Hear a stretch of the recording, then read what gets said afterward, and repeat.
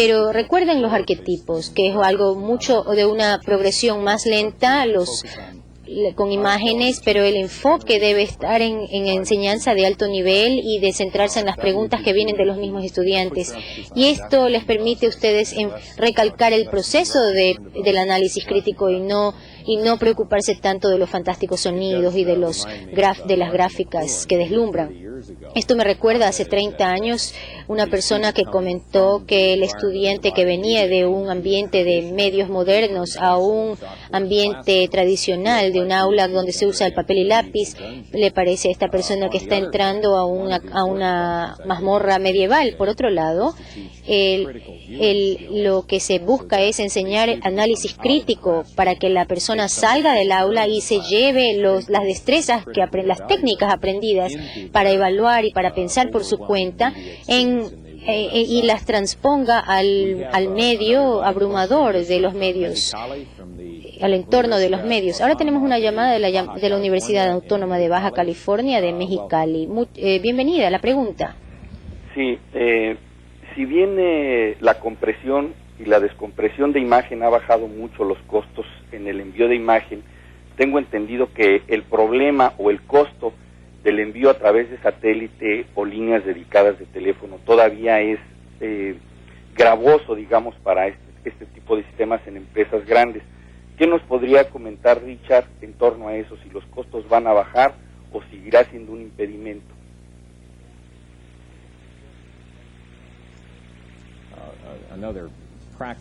Esta es otra pregunta bastante práctica sobre recursos económicos acerca de transmitir señales. Nosotros hemos todos hablado acerca de que cuando hemos tratado de hacer algo hemos descubierto que realmente es algo muy costoso. Bueno, ¿qué podemos decir sobre esto?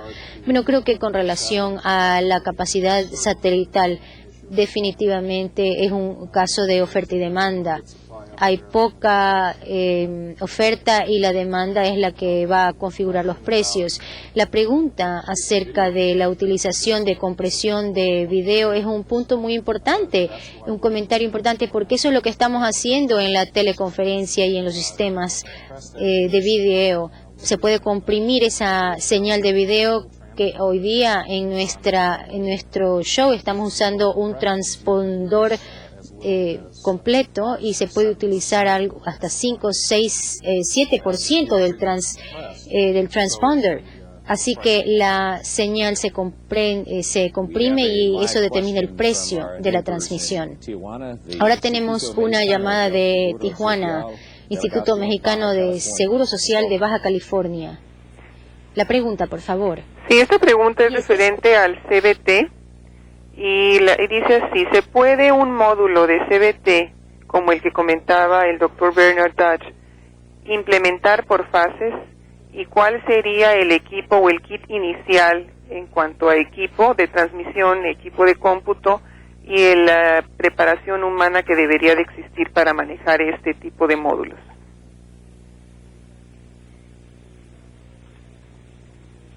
Very good, Dr. Dodge. Creo que podemos empezar iniciar un sistema de estos básicamente de la nada.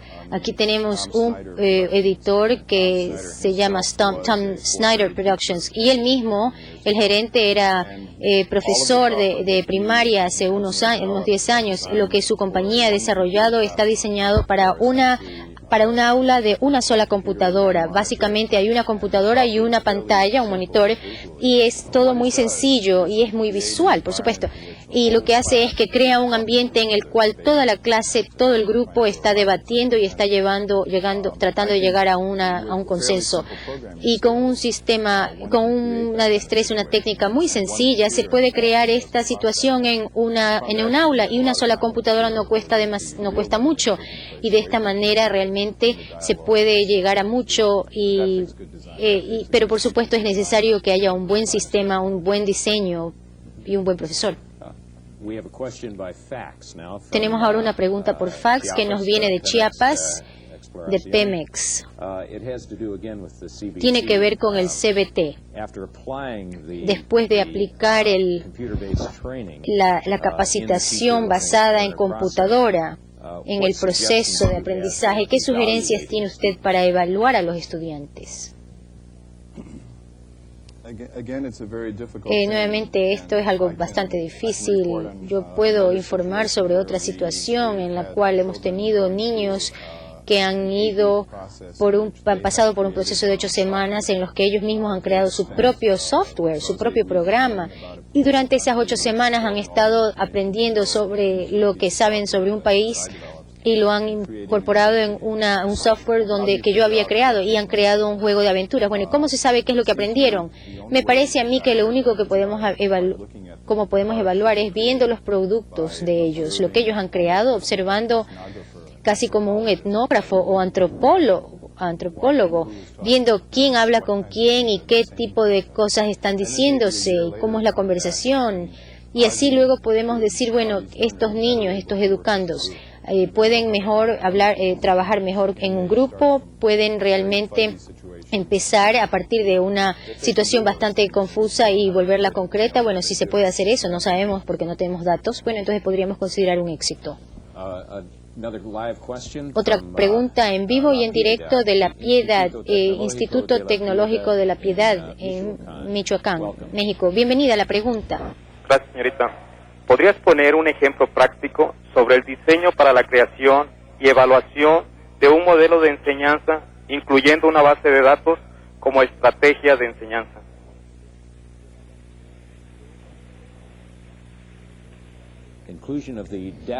Inclusión de una base de datos en un proyecto educativo, un ejemplo específico.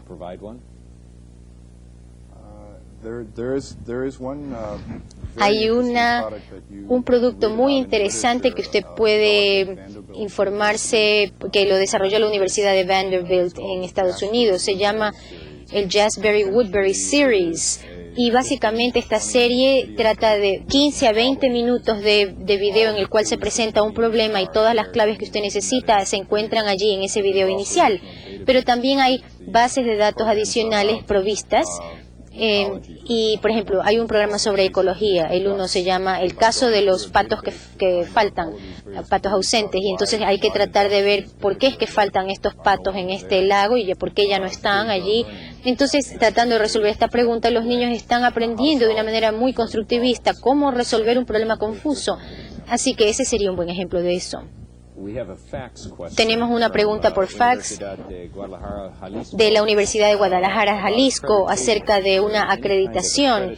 ¿Hay alguna agencia de acreditación para este tipo de actividad profesional, de consultoría a distancia? Ciertamente no hay ningún requisito para licencia o acreditación. Hay organizaciones en Estados Unidos que definitivamente, por ejemplo, la Asociación para las Comunicaciones Educativas y para la Tecnología, que tiene sede en Washington, D.C., sería esta una fuente posible de información sobre consultores competentes, gente calificada, pero no podría yo recomendar un consultor para una actividad determinada. Y peor todavía en cuanto yo no estoy en el negocio de licenciar consultores. Tal vez la Asociación de Estados Unidos de Aprendizaje a Distancia, quienes también tienen una base de datos bastante amplia sobre lugares donde se hacen recepción de subida y baja de señales, pero en este momento no hay nada oficial, no, así es. Muy bien, tenemos una pregunta de México, de la Comisión Federal de Electricidad, Museo Tecnológico de México, Distrito Federal. Bienvenida a la pregunta. Sí, la pregunta es, ¿cómo podría utilizarse esta tecnología para elevar los sistemas productivos laborales, aparte de la capacitación? Muchas gracias.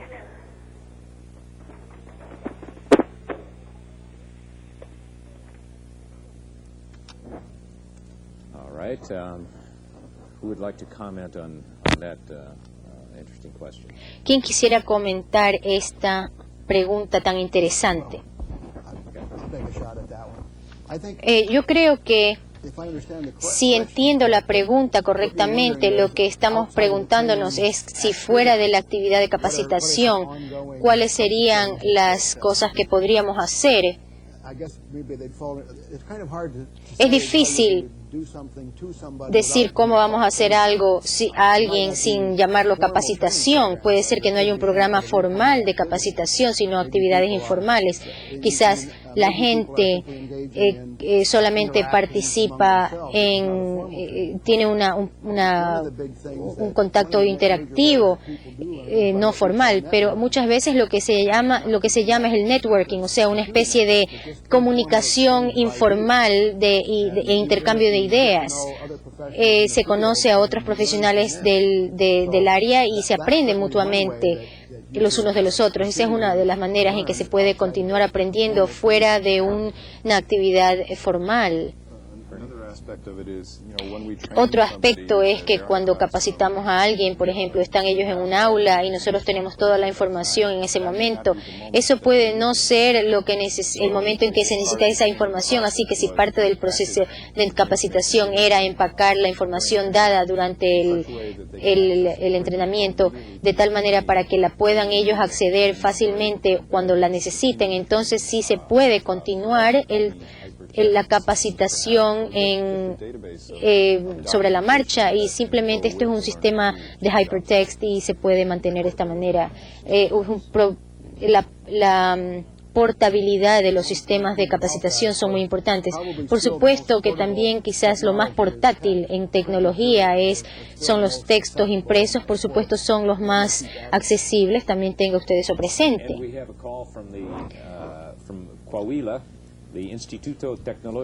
Ahora tenemos otra pregunta de Coahuila. Bienvenida la pregunta. Adelante. Quiero saber si se requiere un entrenamiento para el uso de las tecnologías instruccionales modernas. Si es así, ¿en qué consistiría? ¿Qué antecedentes, prerequisitos, tiempo, etcétera?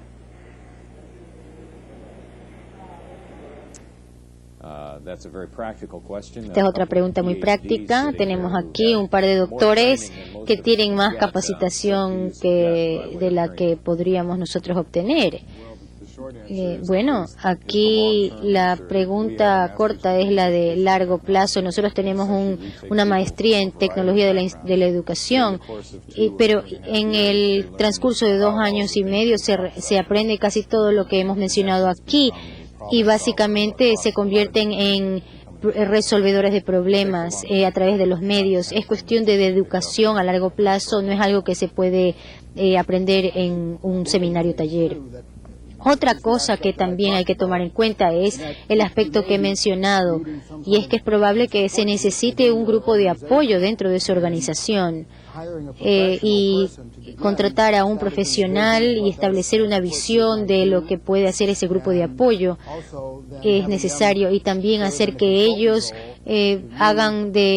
sean consultores para pasar de las etapas iniciales de identificación de las necesidades hasta lo que son las metas y establecer las funciones, y quizá contratar a otras personas para. Este es un proceso de paso a paso por el cual se puede ir moviendo.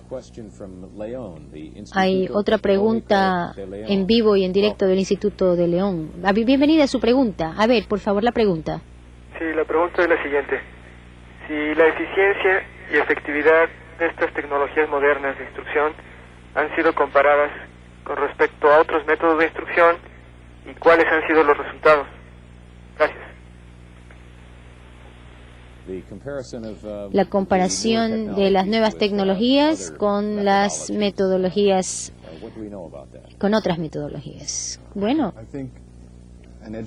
yo creo que un investigador de la educación diría que esta pregunta casi no se la puede contestar porque se comparan dos metodologías muy distintas. ¿Está comparando usted la tecnología o los métodos instruccionales que subyacen en la tecnología, o es difícil decir qué cosa es la que hizo una gran diferencia? Dicen que cuando se utilizan lo tradicional, CBT, por ejemplo, pueden usar más tiempo y van más rápido que con las conferencias tradicionales. Es probable que tenga que ver con el tiempo en la tarea. Las nuevas tecnologías de constructivismo y CBT, por ejemplo, no son necesariamente muy eficaces porque se lleva tiempo y todavía no tenemos documentado el hecho de que cómo se puede permitir que este proceso de asimilación se dé en cuánto tiempo, y es algo que todavía no se puede contestar a ciencia cierta. Quizás podemos volver a una pregunta hecha por fax que viene de Monterrey, que tiene que ver con los recursos económicos limitados y la actualización de la tecnología. Hablamos acerca del ciclo que hay que programar para que nuestros participantes de Monterrey. ¿Podría usted elaborar un poco más sobre esto? Por supuesto, después de que usted tiene ya los resultados de su sistema por escrito, entonces puede empezar a ver cuáles son los tipos de tecnología. Y como yo me había mencionado, hay niveles cada vez mayores de integración, hay sistemas que le permiten empezar con una inversión modesta, pero que tienen una posibilidad de actualización y de mejora en el futuro. Así que a medida que va ampliándose el presupuesto cada año, también se puede ir actualizando y mejorando esos sistemas para agregar capacidades. Por ejemplo, si empezamos con un aula basada en video, por ejemplo, el año siguiente usted agrega ya una videoteleconferencia, un acceso de videoteleconferencia a esa aula, y luego cada vez se va aumentando un nivel más de tecnología. Podríamos hacer también una pregunta acerca de, como ya lo han hecho de Guadalajara, sobre las estrategias para encarar límites presupuestales para implementar y los pasos que se puede tomar para en este proceso de moverse hacia la tecnología. ¿Qué recomiendan los expertos para poder poner en marcha las etapas primeras? Bueno, creo que debemos considerar que lo que estamos hablando aquí es de una innovación que requiere un proceso de adopción. El primer paso en este proceso de adoptar una innovación es la información.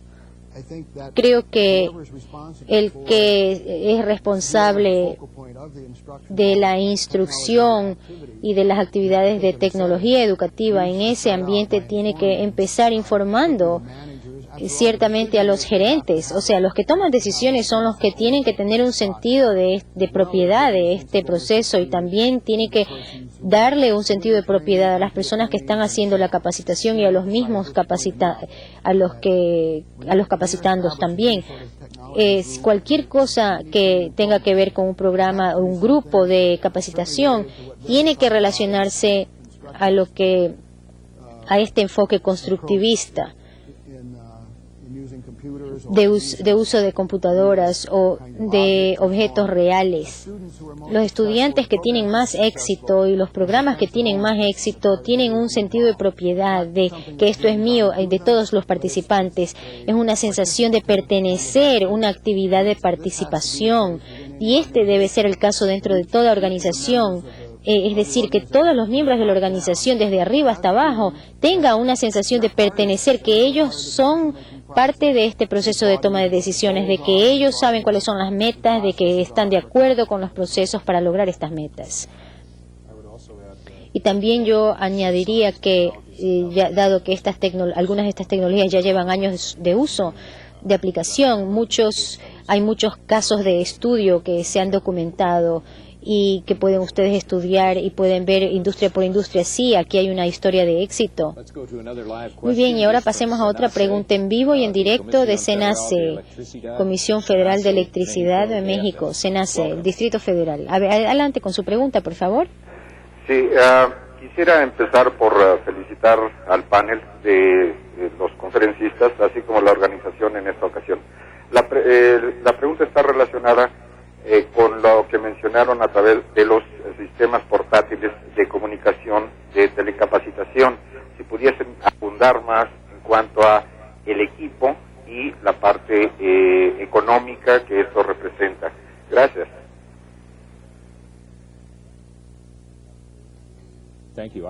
Muchas gracias. Quiero también felicitar a al público que ha hecho sus llamadas, porque han enviado preguntas maravillosas. Pero Rick nos va a hablar un poco sobre esta experiencia de la portabilidad. Creo que la computación portátil, como había mencionado en mi charla, la potencia de las computadoras está bajando en cuanto a precio, costos cada vez más. Y esto, algo complementario también son las redes de área local, las LAN. Estamos instalando sistemas inalámbricos que pueden enviar información de una base de datos central hasta una media milla de distancia de esa base de datos. Así que creo que se puede ahora ver sistemas inalámbricos que se pueden anexar y que puede haber un enlace inalámbrico y establecer sistemas donde la base de datos puede actualizarse diariamente y el usuario entonces simplemente se conecta, por ejemplo, a una línea telefónica o algo así al fin del día, y el costo de esos sistemas está bajando muchísimo. Por ejemplo, de decenas de miles de dólares de hace algunos años a miles de dólares hoy día. Ha bajado considerablemente. ¿Alguno de ustedes, Bernie o Bill, quisiera comentar algo acerca del tema de la portabilidad o flexibilidad? Bueno, me parece a mí que el costo de todo lo que ya no tenga partes que se mueven está bajando. Y así que para mí yo veo con agrado y espero el día en que pueda simplemente recoger todo el equipo que yo necesito y meterlo en mi portafolio, en mi maletín, y sencillamente poner, yo tengo ahora una computadora de cuaderno, ¿no? Pero yo quiero que eso también lo tengan mis alumnos, así que yo espero que dentro de unos pocos años, por un costo mínimo de pocos cientos de dólares, los estudiantes puedan tener realmente una libreta que sea electrónica y computarizada, que se pueda comunicar conmigo y que utilice la tecnología, pero que no se centre en la tecnología. Bueno, yo voy a hablar un poco acerca de los factores de costo.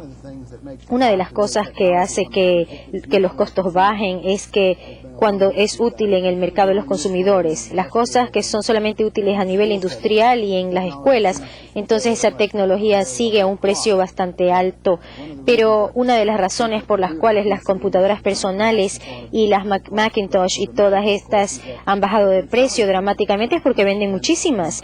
Y entonces, ciertamente eso es así en cuanto a las computadoras portátiles, cuyo precio ha bajado muchísimo, y por ejemplo también las videocaseteras, las grabadoras de video, que han bajado el precio justamente porque hay un mercado tan amplio. Sí, efectivamente, yo creo que en el departamento en el que yo enseño hemos pasado de utilizar videos de 3/4 de pulgada, que es un nivel más alto de vídeo, para incorporar las cintas de VHS, porque ese es el mercado de los consumidores. Los estudiantes pueden grabarlo y pueden llevarse una cinta de esas a su casa para mostrarla a los padres, y eso es la incidencia del mercado de consumidores. Ahora tenemos una pregunta de Baja California Sur.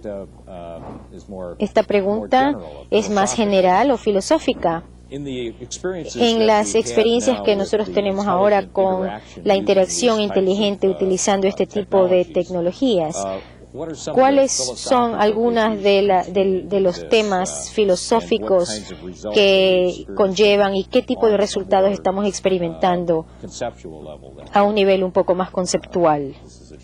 Este es un reto que se los ofrezco a cualquiera de ustedes.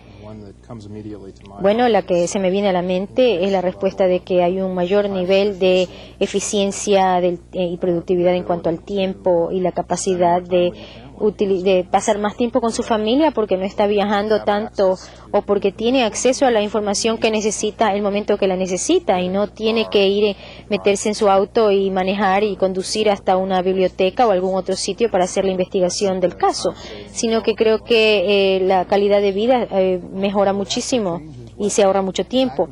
Otra cosa es que, por ejemplo, un profesor cambia su papel de presentador de información a ser simplemente un administrador de de un lugar de instrucción, de entrega de información a nivel tecnológico, por ejemplo, o de tener que los estudiantes realmente sean los que creen el conocimiento, lo que hablaba Bernie. El profesor entonces puede, o el instructor, el tutor puede entonces más bien detenerse en aquellos que necesitan más de su ayuda individualizada y problemas especiales de aprendizaje, y así todos pueden beneficiarse de toda esta experiencia de aprendizaje. Y el instructor ya no estará simplemente como entregador de un mensaje determinado, ya cambia su rol. Ahora la tecnología permite replicar una buena lección. Muchas veces nosotros, los que somos profesores, recordamos esos momentos tan maravillosos en que hemos interactuado con los alumnos, pero si ustedes tienen dos secciones dos paralelos de un mismo curso, es casi imposible recrear estos momentos tan dinámicos en el aula, por ejemplo. No se puede copiar ni recrear. Es mucho más fácil de replicar utilizando la tecnología, así que creo que ese es uno de las grandes ventajas.